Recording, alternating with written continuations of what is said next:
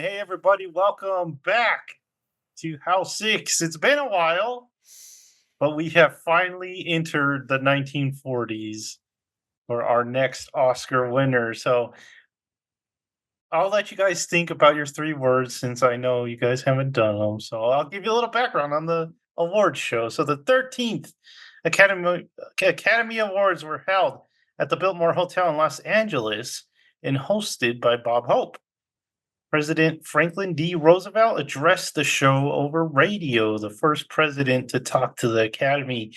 Due to the controversy with the 12th Academy Awards, the accounting firm Price Waterhouse was brought in to count the ballots, and winners were kept secret until the envelopes were unsealed at the show.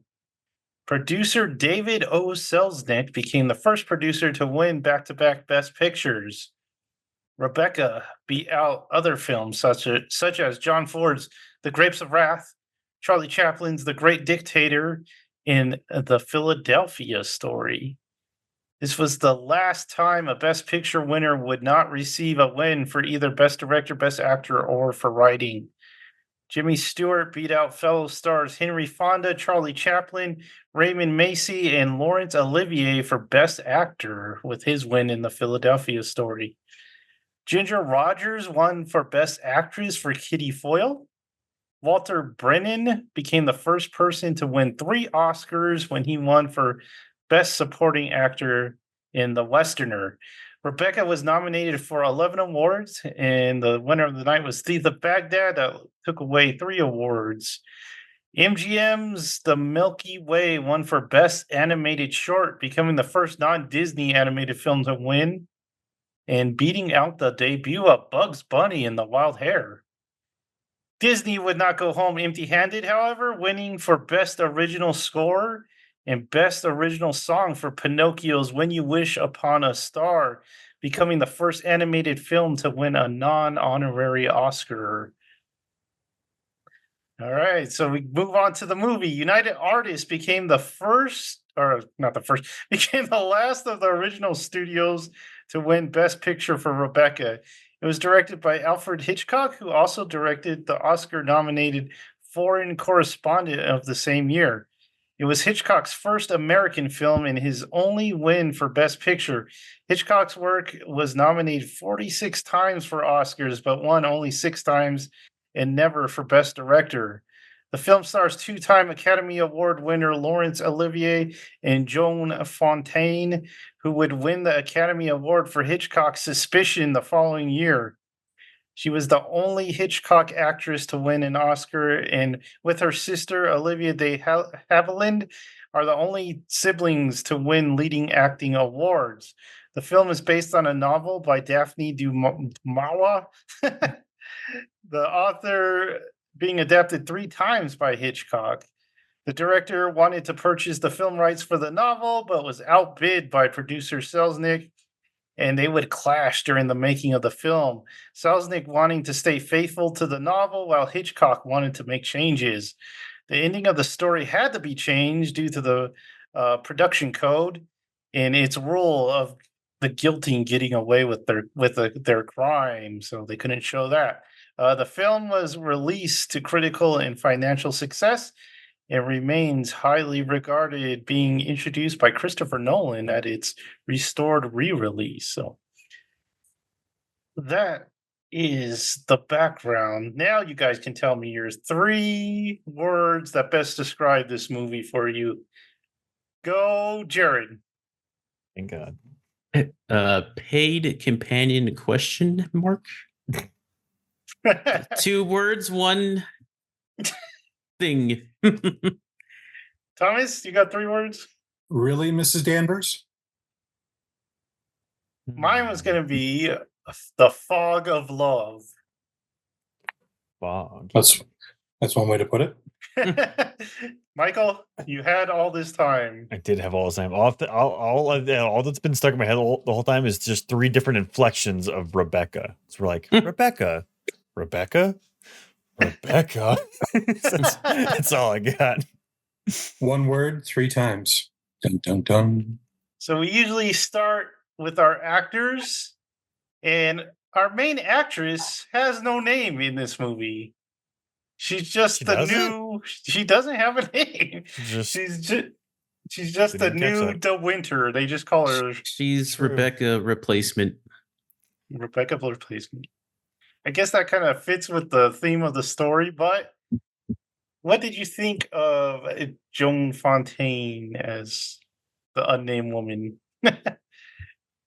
the unnamed Oh. replacement.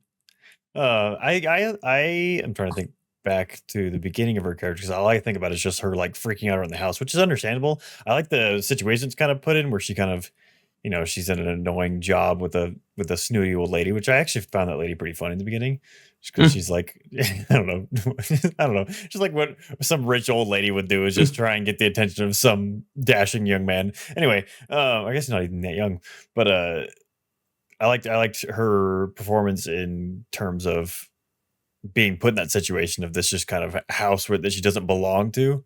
I like the and the creepy maid lady, DeWalt, or what was her name? Danvers. DeWalt. Danvers. DeWalt. She's a real drill, that one. Too much work. It's a real tool. No, so I liked her character. We watched the remake of this, right? With Mhm. Army Hammer I and didn't. Army Hammer. yeah. We did, all of us. Mm-hmm. Mhm. I didn't No know. way. One of the Yeah. first House 6 episodes we ever did, actually. Go check it out somewhere. I need to go find that and be like, what? I enjoyed her as the main character a lot more than the remake. I thought she had a lot more character, and she was more endearing. In the remake, everyone was just like kind of like, Stupid. yes, that's the stupid. Just like I don't trust you. Unlikable, yeah. Yeah. Everybody had that era of just like sleaziness, I think. Yeah. Who was then- the actress in that? What's her name from? Lily James? yeah, Lily James. I was about to say the woman Michael's in love with. I was gonna say So- Baby Driver. Dude, I was going to say Iron Claw. I don't remember this movie at all. So much for being in love with her. It wasn't very good, to be honest Yeah, it with wasn't you. very good. Yeah, it was. So Thomas, what do you think of the main actress? I liked her a lot. Kind of what Jared was saying. She sold more of the naivete on it. Like she was very much a fish out of water. In the remake, she's just like, oh. Especially, I feel like in the scene where she puts on the dress of Rebecca and she looks like really upset that what's his name is mad. In the remake, it was just like, Yeah, whatever. oops. I actually like believe that she was pretty not upset, but just kind of like weirded out by the guy in the cabin when she first goes down to the seashore. He was weird when she met him down in the cabin. Oh no, it was weird, but she sold it. Like she's kind of like, Yeah. what the hell's going on here? Except for the fact that she goes in. She willingly walks past the man into the creepy shed. I will say too that she did sell being like more curious in this one too. It was simple times back then, Michael. Mm. Simple You times. didn't get Are you all these supposed to news be on bits this about these estate? creepers. I'm gonna go in the hut you were just hiding. Hold on. Because at first Let me in there. I was confused. I was thinking that was his. Like, she's just taking his rope. That's not her rope to take. I guess it was her rope to take. He's like, I am the Lord to Winter or Lady to Winter. All of this is mine. Michael, you have any thoughts on her? I started main with the actress? thoughts. Oh, you did? Yeah. Yeah. Oh, okay. I don't remember that. I already forgot. I don't remember the remake, so we're even. There's so much shock of seeing it before that you guys were like, what? Lawrence Olivier, what do we think of him? I didn't really care for him in this. Really? Yeah, I didn't feel any connection towards him. Well, I have to give away kind of my thoughts on the movie if I'm going to talk about this. I liked him in the romantic beginning of the movie because I like that part of the movie better than I like the second part of the movie. So I thought he was good in that part, but the other part he's just kind of like, especially when he gets discovered his crime or whatever. It's not even his. In this one, it's not his crime, but in the original, he did it. But he just kind of goes comatose for a while. He's just like, what? What do you guys think of him? Yeah, I don't feel like. I feel like I feel like he did a good job, and then you get to the point where like the reveal and everything, and he kind of it goes a little loopy, but I thought it fit. But I don't think it was too standoutish. But I didn't have anything wrong with it for me. Yeah. Thomas? Yeah, I mean, I like Laurence Olivier, so it's kind of cool to see him. Plus, he's like super dashing, and he's like, oh. But the character itself, I think I'm kind of with Joseph. I can't give too much away without giving the rest of the movie away, but not my favorite character, like just in general. I feel like in these old movies, we've had some dashing boys, and he wasn't as dashing as those boys. Hard to beat some of the dashing Yancey. Hard to be Yancey. Can't be Yancey. Can't be Yancey. You just can't. Michael, he was number one. Talk about the antagonist who Jack Fable, I can't remember. Dude, the voice of Shere Khan, man. I was like, there's no way it's not him. And I looked it up, I was like, it is. I knew it. Recognize that voice anywhere. Although he was in another movie we watched in this lineup, and I didn't realize it. I don't remember which one it was. I'll look Then up how for do you know? Was it the Grand Hotel? I don't remember, but I liked him a lot. I thought he did a good they did a good job with this character of, because I kept questioning like, what the heck's going on? Because obviously he's not supposed to be there, but then it's like, what is really going on? But then he got real. We'll get into it. But I like would it be better if he was a tiger? Maybe this is all just like a live action Jungle Book. She gets taken, but it's like the sequel. She gets taken into the city and she doesn't belong there, and then the tiger's like, come back. I don't know. I'm going with that. Normie. I did like his introductions. Like, she has to be like a dancer or whatever. Like, what? Like, where they meet Monte Carlo? So, see, it's obvious. Obviously, a dancer. I think his character's a little like underdone by the ending of the movie. It doesn't really help his character.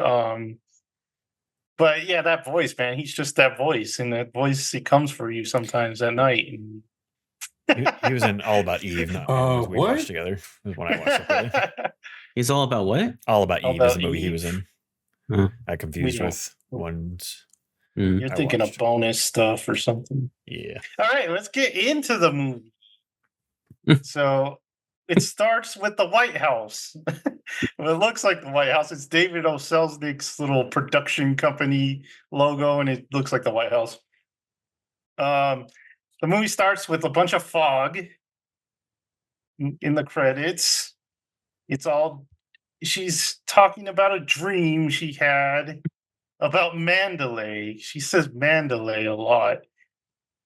And then we meet our main character who's on the cliffside, and she thinks he's about to do something he'll regret. She's like, do it. She runs and pushes him off the cliff in the movie. Credits. What'd you guys think? So we go to Monte Carlo, as the old lady always likes to say, Monty. Oh, I don't like it here at Monty. Monty's really overrated.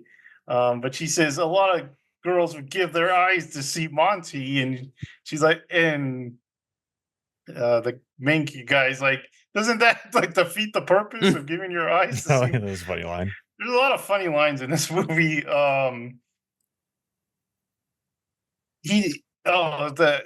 the main character, Laurence Olivier, comes in. He sees the girl there that he recognizes, and he's kind of interested in her, but the lady's kind of overbearing, so he doesn't get really much time to talk with her. So he's like, you know what? I'm just gonna go drink your tea. I'm out of here. And the older lady's like, don't talk a lot, because the girl asked him something. Answered a question he asked her, and she's like, guys don't like it if you talk a lot, so just be there and be pretty. So he finds her again, and they have lunch. What did they eat? I can't even. They had eggs or something like that. She's like, I'm not. She's never hungry in this movie. She's like, I don't want food. Just give me some eggs. I don't even want to eat them. She tells him, What is she, Michael? What? I eat Michael eggs would all the eat those time. eggs. So I'm not hungry. Give me those eggs. It's like, oh, it's Michael. Oh. So they talk a little about what she's doing there, and like Jared said, she's a paid companion for this older lady. Hint, hint. So when you old people needed friends back then, I guess they just paid some I would younger love lady. to and- be paid to be some rich person's companion. Take me I over. know. Let's go. Let's bring it back. There's some Well. unsaid duties you have to perform, Michael. Well, Michael, if you need representation, I can help you. I'll stand outside the door and make sure that nobody bothers you. And she's like, some would say we're bosom buddies. See? Buddies of the bosom. She says that she comes from artists. Her dad was an artist, and she wants to be an artist. She likes to sketch. And he's like, oh, that Keep sounds good to practicing. me. Yeah. Where are we? Why do I have Mandalay again? They talk about Mandalay. He talks about Mandalay. He's like, I wish you could Mandalay see Mandalay. is referenced quite a bit in this movie. Yep. And something brings up they're having like a date or something. They're out by the hill. He's watching her sketch, and something brings up the topic of drowning, and he gets like all offended and he leaves. He's just like, I gotta go. We're going. This is over. So lucky for us, the main character walks in just as the old lady is giving Rebecca's backstory. So they found Rebecca. How do they explain it? She was found in a boat. Yeah, she's found in the her body was found on the shore. Yeah. Okay. Yeah. So that's all they give us for now. And then she's like, okay, next day she comes down with the tennis racket. It's time for tennis. And she meets Laurence Olivier. He's like, no tennis, we drive. So they drive. What a brat. They ended out with some sleepy dancing. She's like falling asleep while he's dancing with her. It was weird. I don't understand that. So they're talking again. They talk about bottles. I can't remember why they were talking about bottles. And then he gives all these demands. He's like, don't wear pearls. Don't turn 36 years old. It's like, not sure how much you can do about that unless you want her to. You can be croak before then. 37, but 36? No. So she finds out the old lady's been sick. She's had like the flu, so she's been in bed the whole time. That's why she's getting to know this guy, and she keeps going on tennis dates. But now it's time to leave for New York. The old lady has to leave for New York. This freaks out the main character because she feels like she's never gonna see him again. And she calls up his room, and he's not there. He's out riding. So she's like, oh darn it! So she's freaking out. They're about to pack and leave. She runs back to the phone one more time and calls him, and she's like, they're taking me to New York. I just wanted to say goodbye. And then he's like, do you got to make a decision? You want to go to New York or you want to go to Mandalay? And she's like, ooh, Mandalay. And he's like, and so they're in his room, his hotel room, and he gives her that ultimatum. And he's like, marry me, you fool. I'm trying. And so they talk a little bit about, let's see. What are they? They're talking about something like how he would have courted her if he could. And he says something about like making violent love to her behind the palms. That's a phrase we need to bring back, is making violent love to people, because we don't use that enough in our world. Probably for good reason, but We have another word for that. Yeah, I texted the group. I texted the chat. I'm like, I don't think I would. I don't think I'd put it that way. But much better times back then. So they tell the old lady, hey, we're getting married, because they invited her up, and because she kept wanting to see the guy. So he calls down to their car and he's like, come on up. She's like, ooh, I will come on up. And we're getting married. And she's like, when did this happen? And she's like, I've been sick the whole time, and this is what's going on behind my back. She's like, did you do anything indecent? She's like, no. she's like, well, I'm just gonna have to throw the wedding. I'll do everything. And they're like, no, you go to New York. You get out of here. We don't like you. So they get married, and he drops the proof of marriage out. He forgets it, and you gotta run back and get it. They gotta drive to Mandalay. It's rainy, very rainy. Rains a lot in Mandalay. And we meet the mysterious Mrs. Danvers and the staff of the house. And Mrs. Danvers is a very scary lady. You don't want to mess with her. I think you mean Mrs. DeWalt. Mrs. DeWalt. So she's in her room, right? And Danvers is like, you gotta go. I can't remember what they say. You gotta go to breakfast or something. And she's like, I just thought this was funny because they're like, we gotta go downstairs. But when they go out the room, they go upstairs and then they go downstairs. So you gotta go upstairs to go downstairs in that house, in that Mandalay house. We meet Crowley. He's kind of the accountant / friend of Mr. DeWalt. Just blazes in. Mr. De Winter. We get news that Sister Beatrice is on her way to meet the new bride. So she's like nervous about that. Where did that name come from? Beatrice. Beatrice. It's just an unfortunate name in my opinion. Hello, Beatrice. Oh my God. It just doesn't have a good connotation to it. It's just like, I don't know. I feel like you're gonna remember. Oh, this character wasn't bad, so she didn't live up to her name very well, but I just remember what was it called? Dante's Inferno with Beatrice and Dante. And it's just that voice acting like Beatrice. That's the only thing I remember. Well, we'll start a podcast just about how names got to be. Be an interesting podcast. The new, kind of cool. The new Mrs. De Winter is touring the house, looking at stuff. She's like, I'm gonna eat here in the library. I'm gonna have breakfast in here. She's like, no, you got to go to the morning room. No, gotta go where the fire is. We can put the fire in here, but the fire's over there. So get over there. Just running across the burning logs. Don't even think about the East Wing. Don't go to the West. Don't go to the Beasts area. There's a rose that's in there. So she's in this morning room, they call it, and it's all decked out in Rebecca, man. R's everywhere. She's kind of like scared about that. And she breaks this little figurine. She like drops it off the table. I broke little Rebecca. And she's oh shoot. And instead of being like an adult lady, she just shoves it in a drawer and hides it behind You saw paper. Mrs. DeWalt's face. You would have put it in the drawer too. Probably. She is pretty scary. So she gets to meet the family, Beatrice and her husband, who's kind of funny. He's like, oh, what do you think she'll be like? He was weird. That made me uncomfortable. So they have lunch.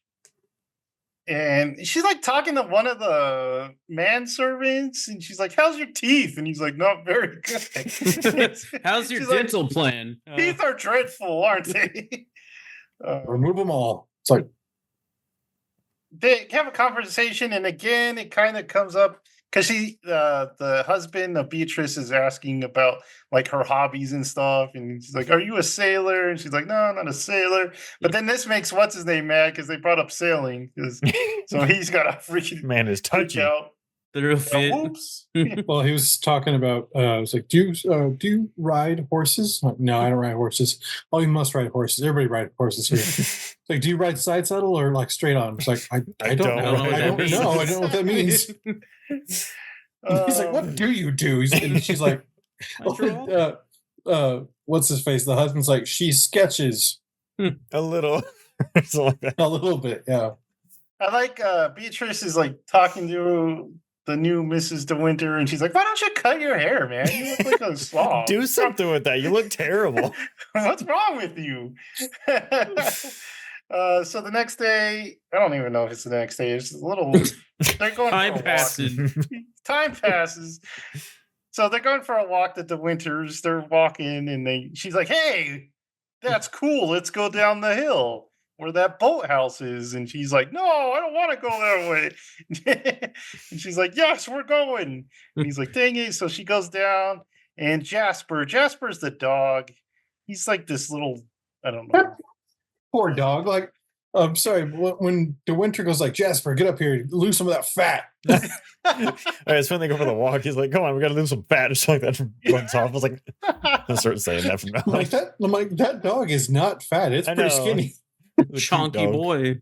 So we already kind of talked about this, but there's a weird like boathouse down there, and Jasper like runs to it. She goes to it. There's a creepy man. He's like, "You're not the other one, are you? She's not coming back. You're not wife number 10, are you? So she, like Michael said, she just marches in there. I need some rope. Get out of the way, man.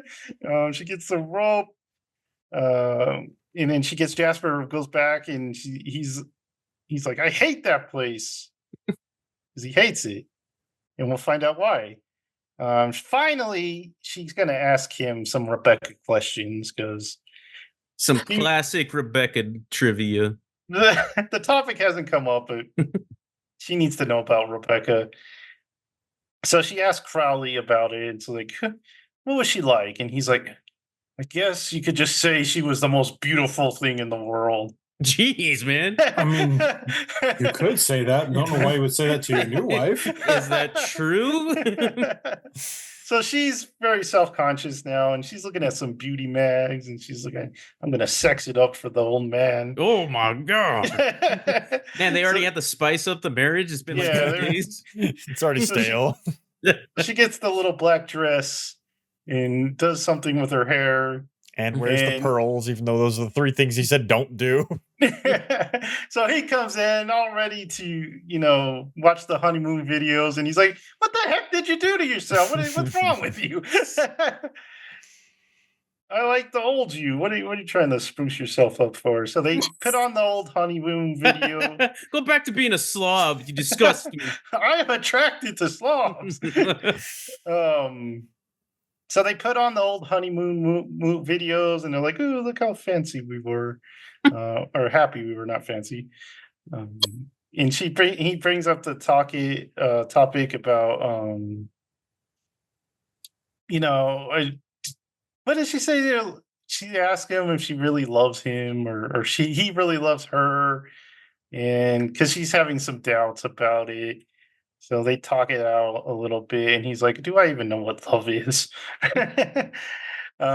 She's so like, we have get you ever murdered anyone? I'm not saying yes. I'm not saying no. So there's a mystery in the house. Someone has broken the ornament, and Mrs. Danvers, she's like, it was him. Mrs. Danvers on a warpath making a guy cry. He's very disturbed. And finally, the new Mrs. De Winter has to own up to it. She's like, I did it. I broke it. And he's like, my slobby hands dropped it. And I didn't want to tell Danvers because she's scary as heck. And he's like, you little idiot. She's not scary. You're such a slob. I love you. Don't be a little idiot. I love how gross you are, honey. And he's like, Danvers, she broke it. Go find a replacement for her. And please tell Robert to dry his tears. I'm sorry. All I can see is her love you. And he goes, ew, gross. Danvers, she's a puff.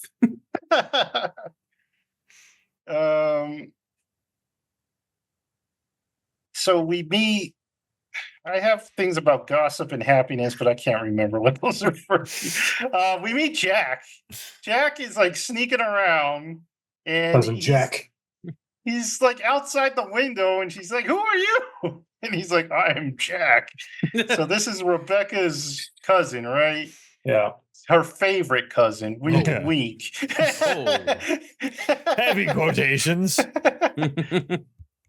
So he kind of freaks her out. She says, "That's it. I'm going to the West Wing." So she runs up to the West Wing.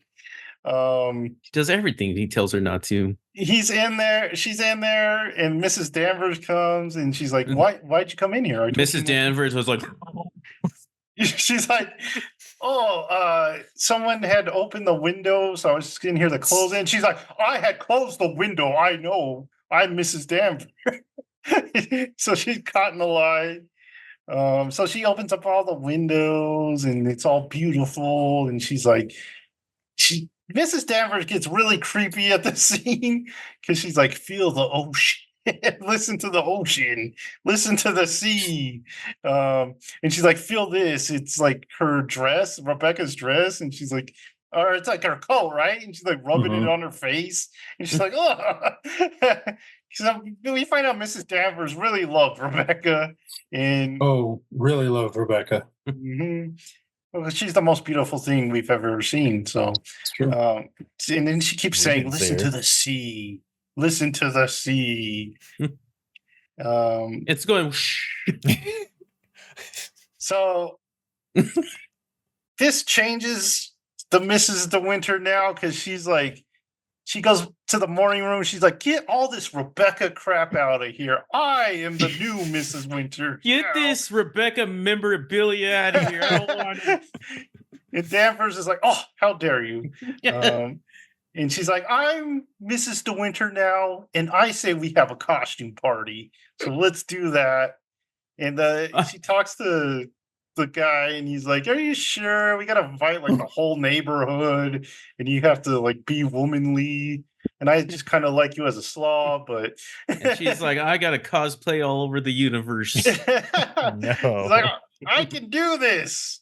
I can do this. So she's like drawing sketches of what she wants to wear, and Mrs. Danvers comes in and she's like, hey, did you drop these papers? Did you throw away these You sketches? dropped this trash. She's like, yeah, I tried to come up with a costume. And Mrs. Danvers, hey, I have an idea. Wink. See this portrait? This is like Mr. De Winter's favorite ancestor. You should dress up like her. And she's like, yes, I will do that. So they have the costume party.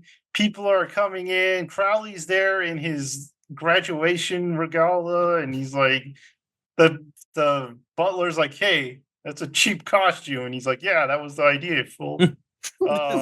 Idiot. Beatrice's husband comes and he's got like the weight, and it's funny because it bounces and it's all light.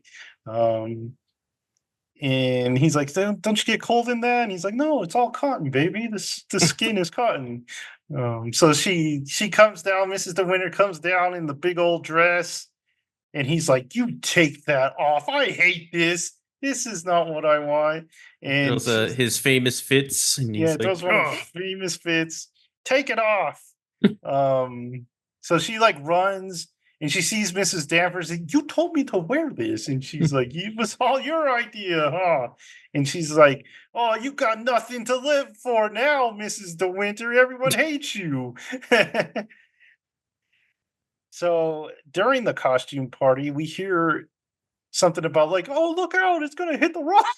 So there's a boat outside. They shoot off some fireworks. I guess they were trying to warn the boat. But a boat crashes. So everyone's like running down to the beach. They got to check on this boat crash. yes, on the boat, we're like, it's so beautiful. And then they hit the rock and they're like, dang it. Oh. But so the authorities come, and unlucky for Mr. De Winter, they find Rebecca's boat. And so Mrs. De Winter's looking for him. She can't find him. And she goes down to the boathouse. She opens the door. He's just like sitting on a chair looking all sad. And he's like, hello. And she's like, he's like, the thing has happened. They got to find Rebecca's body. It was all a lie. She didn't like pass out on the beach or whatever. I just found the body and had it taken to the morgue. She actually is a scum. I hate Rebecca. Rebecca was terrible. She was a floozy, sleeping with everyone, even Jack. Possibly Especially Mrs. Jack. Danvers. Possibly at the same time. I like when he was like, you thought I loved that pizza. Yeah. I hated her. what was she was like dizzy or something, and she fell and killed herself on some shipwreck stuff. And he's like, I didn't know what to do. I probably should just call the cops, but instead I put her on a boat and I wrecked the boat and I sunk it to the sea. And I thought that You know how you threw that figurine in the drawer? That's what I did with Rebecca. we are a perfect match. There are parts of her all over the house. I played Miss Danvers too, but it didn't work. So the police call and they're like, you better get down here and there's going to be another inquest. So they do the inquest. They got to go down, and I don't know how English law works, but they talk to a bunch of people, and they talk a lot about seacocks because they were open and they're not supposed to be open. It's a good thing we're like 30 minutes into this. And they get an expert. Oh, we can say that now? Okay, cool. They get an expert about seacocks, and he was all it was deliberate. It was deliberate. So they called Mr. DeWinter up to the stage or the court or whatever he's at, and he's like, I won't stand for this. I'm not guilty. And he just runs out all sad. I won't stand for these seacocks. He's like, let's go have lunch outside in the car. Everyone get a recess. They go out there. There's a kid playing with a hoop and stick. I thought that was funny. You don't see that every day. Oh, like the little, where they hit it. I was like, is that an actual thing? Kids were so stupid. I've seen it in a ton of things. I know, but it's just like, you get a life, kid. Michael's like, they didn't have video games. It's like, figure something out. Just start rolling a stick or a hoop with a stick. It was in Parks and Rec, Michael, with Patton Oswalt. He's like, look at my hoop, Leslie. Look at my hoop. They need to make a video game with that now. I do want to point out the fact they had a whole basket of lunch with chicken wings in the back of their car, and I'm like, dude, and that's the kind of car we need. Yeah, it's got wings and liquor in there, and Jax comes on by, grabs himself a leg. That's like one of those or do you remember that in that movie, The Man from U.N.C.L.E., where Henry Cavill finds that Italian lunch? He's just like, huh. The best scene in that movie. He's like, that's an awfully good looking lunch right there. So he's eating and he's like, hey, look what I got. I got a letter. And it's a very I wonder who it's from. So he's like, yeah, I got this letter, and it's like from Miss Rebecca, and it sure doesn't sound like she wanted to kill herself. Why is there a blue paw print on this thing? So and it says, man, I wish I never die. I hope that never happens. I'm gonna live forever. So he gets his lawyer, and they're talking like, how much money is it gonna take? He's like, I just want to live comfortable out in Mandalay and have my own boat for myself. Just there's one point, billion. Yeah, there's one part where DeWinter just smacks the dude in the face for being. And he's like, so they're talking, and he's like, I gotta know, because his friend is like one of the judges. I don't know what he is, but he's like, I gotta know, because for justice, I must know everything. And Jack's like, I'm gonna go get the motive. So he runs out and he brings the motive in. And the motive is Mrs. Danvers. And at first she's like, oh, I don't really want to help you, Jack. But then he's like, this guy killed Rebecca. And she's like, what? And now she's out for blood. And so Jack's like, yeah. So because he thinks that she was pregnant with his child. My God. So he's like, she goes and she sees this doctor. So if we go talk to this London doctor, we'll all know the mystery. So they're okay. Let's go talk to the doctor. So they drive over there. And I'm sorry. It's just okay. Keep going. So I talk to the doctor. He's like, I've never had a winter here. And are you sure? And he's like, yeah, look at this book. Oh, there's a Mrs. Danvers in here. And they're, Mrs. Danvers. Assume names. He used a phony name. And so they talk to the doctor, and he's like, well, yeah, she kind of had cancer.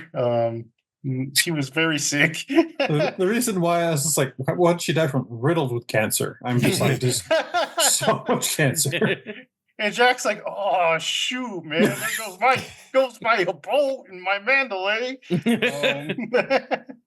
So they're leaving, right? And Jack calls. He calls Mandalay and he calls Danvers and he's like, "Hey, just wanted to they're going to get away with it and they're going to live a happy life and there's going to be no Rebecca anymore." And so they drive home. And why do I have "Hello, Danny"? Oh, that's why he was calling her. He calls her Danny. So they're driving home, and he's with his friend. He's like, "You're the best friend I ever had." He's like, "I know, man." So they're driving home, and they see like something in the sky, and he's like, "Oh, it must be the Northern Lights." And he's like, "That's not the Northern Lights. That's fire, you fool." So they drive over there, and the whole Mandalay's on fire. And My Mandalay. he's like, he can't call what's her name's name because she doesn't have a name. So she's like, "Where's Mrs. De Winter?" And she's like, "I don't know." And she's there and she hugs him. It's like, "Oh no, the whole place is on fire." And Danvers, he's up in the window for some reason. She's just like, "How did this happen? How do I get out of here?" And the whole thing's on fire. Stuff's crashing around on here, and she's dead. Danvers And down. then she spreads wings like a bat and takes flight. She's like, Just rises with the flames. It was all for you, Damien. It was all for you.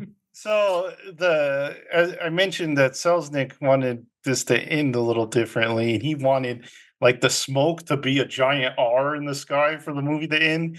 But Hitchcock was like, "No, that's stupid. Let's just focus on the pillow that has an R on it." So that is how the movie ends.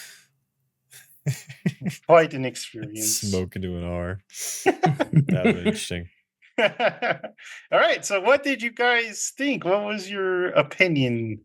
I want to know Jared's opinion about the first one that's not the 30s. I was like, huh? Sorry. I wasn't too into this. I don't know if it was because we watched that remake or if it was just bad, but I wasn't really into this one. I was kind of bored most of it.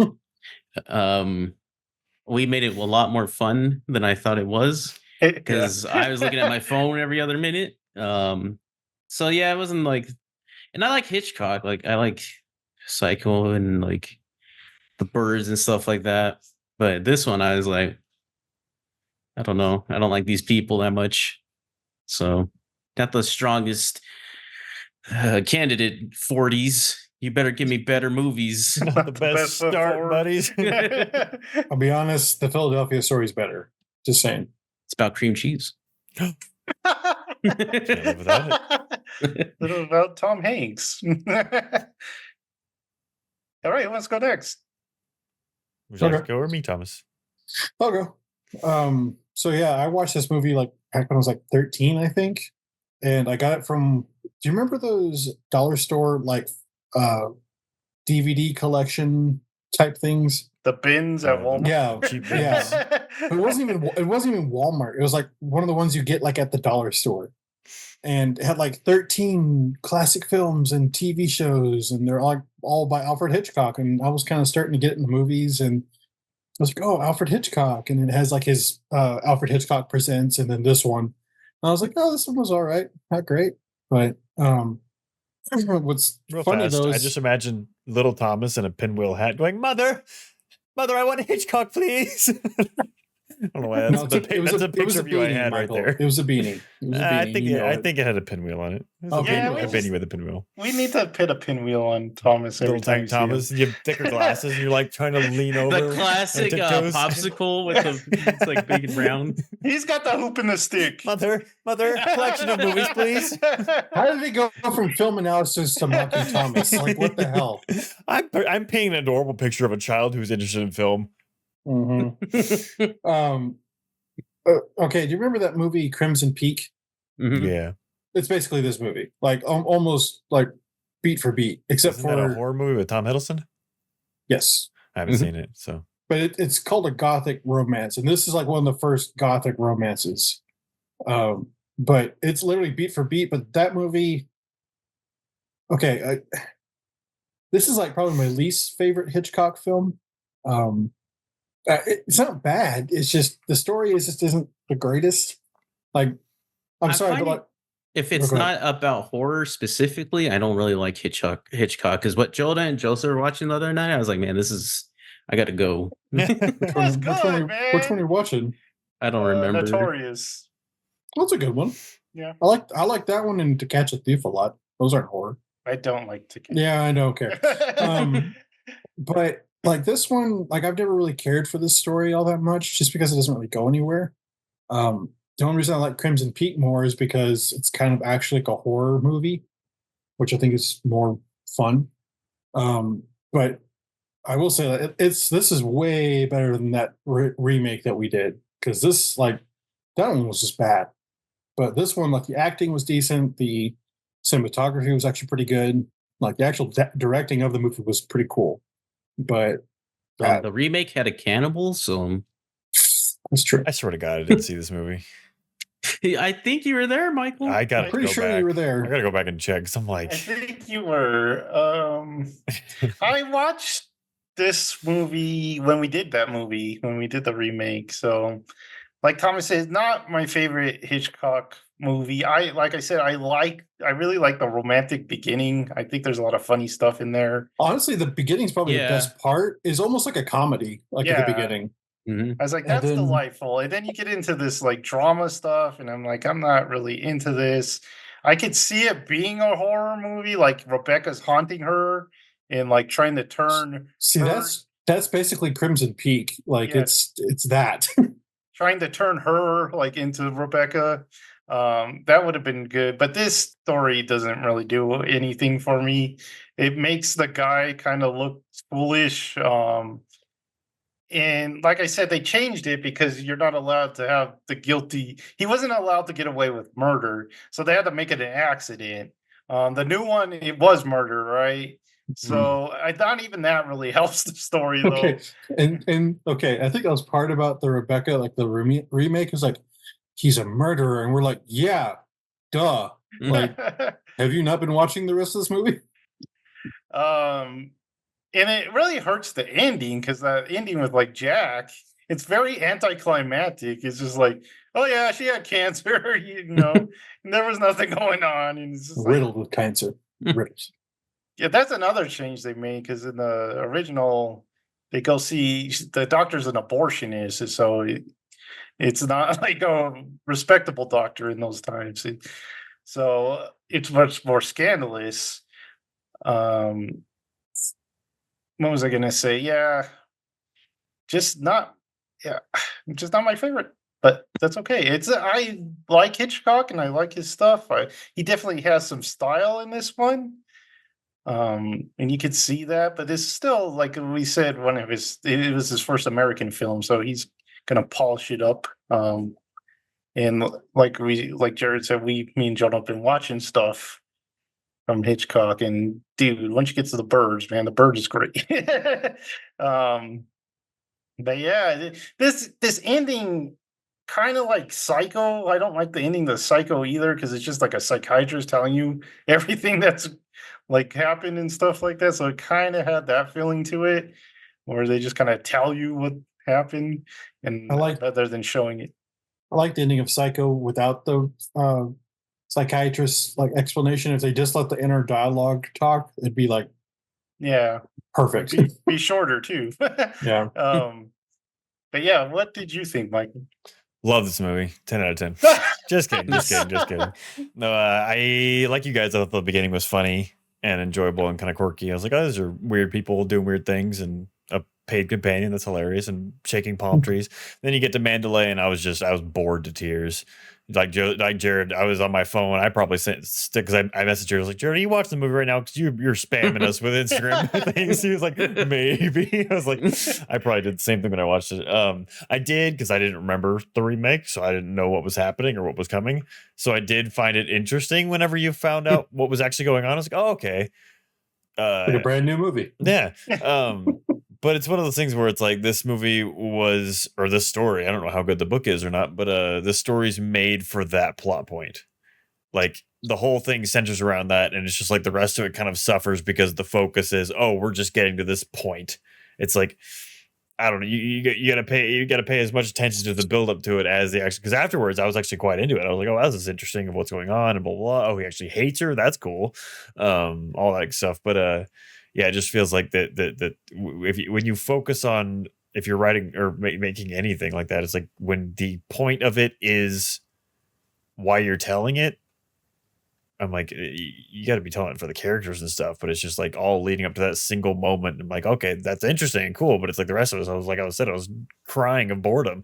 It's like, this movie was 2 hours long. Granted, on YouTube it did have ads, but you could still skip them. And I was like, I feel like I've been here for 3.5 hours, man. By the end of it, I was like, this needs to end. Gotta get that premium. Yeah, true. But yeah, not my favorite, like I said, but I did like the ending and I like the beginning, but.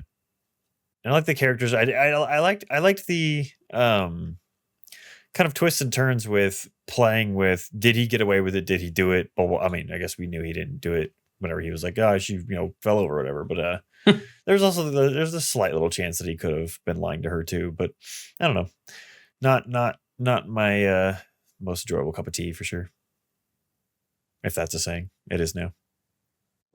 Enjoyable cup of tea. What was I going to say? Yeah.